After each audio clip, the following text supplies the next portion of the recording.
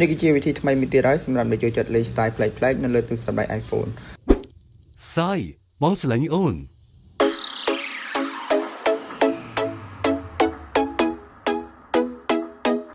Hello សូមស្វាគមន៍អ្នកនរគ្នាសាជាថ្មីមកកាន់ Channel YouTube របស់ខ្ញុំថ្ងៃនេះផងដែរខ្ញុំមានកលឹះថ្មីមួយចង់ចែករំលែកទៅកាន់អ្នកនរគ្នាអំពីរបៀបសាកថ្មឲ្យលឺសំឡេងនិយាយ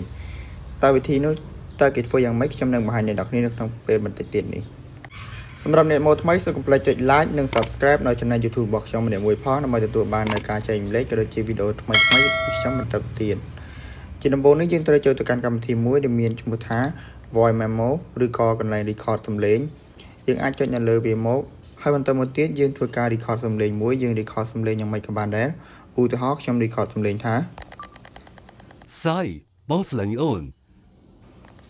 ហើយបន្តមកទៀតយើងត្រូវចូលទៅកាន់កម្មវិធីមួយទៀតដែលមានឈ្មោះថា Shortcut នឹងមកហើយបន្តមកទៀតយើងត្រូវចូលទៅកាន់ផ្នែកមួយដែលមានឈ្មោះថា Automation ដែលស្ថិតនៅផ្នែកខាងក្រោមកណ្ដាលគេហ្នឹងយើងចុចនៅលើវាមក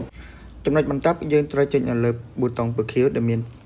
ឈ្មោះថា New Automation នៅផ្នែកកណ្ដាលហ្នឹងមកតមកទៀតយើងធ្វើការអូសវាចុះមកក្រោមយើងរកមើលរូបសញ្ញាថ្មរូបសញ្ញាសាកថ្មហ្នឹងអូខេយើងចុចនៅលើវាមកហើយបន្តមកទៀតយើងចុចនៅផ្នែកខាងក្រោមហ្នឹងមកយើងចុចយកហ្នឹងមកបន្ទាប់ពីយើងចុចយកកណ្ដាលហ្នឹងហើយយើងចុចនៅលើពាក្យថា Nick នៅផ្នែកខាងលើគេនៅផ្នែកខាងស្ដាំដៃហ្នឹងហើយយើងធ្វើការអូសវាចុះក្រោមឲ្យអស់ហើយយើងចុចនៅលើពាក្យថា Voice Memo ឬក៏កម្មវិធី record សំឡេងរបស់យើងមិញហ្នឹង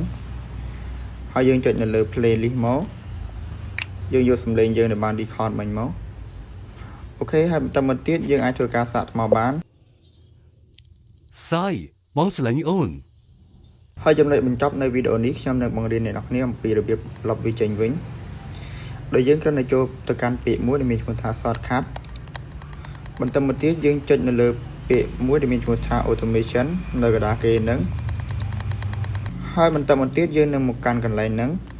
យើងគ្រាន់តែអូសវាមកស្ដាំដៃមកហើយយើងចុចនៅលើពាក្យថា Delete តែប៉ុណ្្នឹងគឺកម្មវិធីហ្នឹងគឺវានឹងលុបចេញដោយអូតូតែម្ដង